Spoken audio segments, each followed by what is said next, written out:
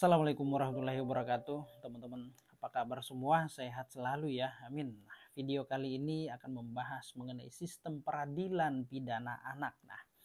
Tahu nggak sih kenapa hakim, jaksa, terus kemudian pengacara atau penasehat hukum pada saat di dalam ruang sidang dalam perkara tindak pidana anak, anak sedang diadili nih ya, mereka tidak menggunakan toga, ya, tidak menggunakan toga. Mereka hanya menggunakan pakaian kemeja, pakaian rapi, pakaian batik. Padahal ini tindak pidana ya. Perlu diketahui bahwa dalam hal perkara tindak pidana anak, ini lebih khusus ya. Beda pada umumnya ya, perkara pidana pada umumnya justru hakim, jaksa, pengacara justru diwajibkan untuk menggunakan toga. Namun pada perkara tindak pidana anak di mana pelakunya adalah anak ataupun bertindak sebagai korban bahkan saksi, ini diperlakukan secara khusus ya, berbeda pada perkara-perkara tindak pidana pada umumnya ya. Oleh karena perkara tindak pidana anak harus ditangani secara khusus, maka metode persidangannya pun juga harus dilakukan secara khusus. Singkat juga ya, tidak butuh waktu yang lama, paling lama 1-2 minggu langsung diputus ya.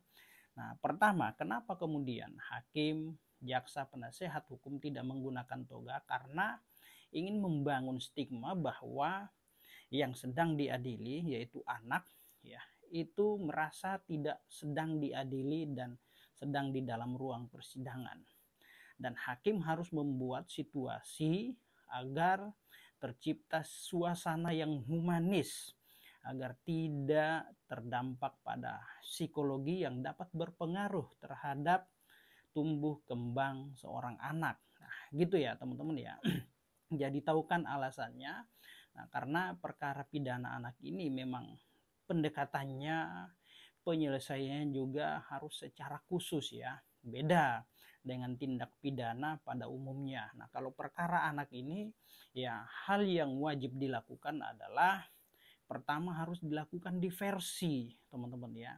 Diversi itu dilakukan pada setiap tingkatan, baik itu di tingkat penyidikan, penuntutan, bahkan pemeriksaan di pengadilan. Maka ketika perkaranya lanjut pada pengadilan, maka hakim juga wajib untuk melakukan diversi, upaya-upaya penyelesaian suatu permasalahan hukum di luar daripada konteks hukum atau peradilan. Namun apabila itu tidak menemukan titik temu, maka perkaranya harus dilanjutkan. Seperti itu teman-teman ya.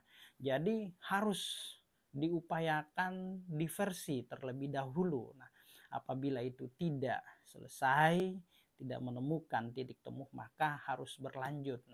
Teman-teman jadi tahu kan kenapa kemudian hakim, penasehat hukum, jaksa penuntut umum tidak menggunakan toga pada saat mengadili, menyidangkan perkara tindak pidana anak. Karena ya, suasana persidangan harus dibuat secara humanis ya, agar pelaku tindak pidana, baik itu anak yang bertindak sebagai pelaku, bertindak sebagai korban ataupun saksi, ini tidak merasa sedang diadili, tidak merasa sedang berada di dalam ruang sidang, karena akan berpengaruh terhadap psikologi yang berdampak pada tumbuh kembang anak ya pada masa mendatang.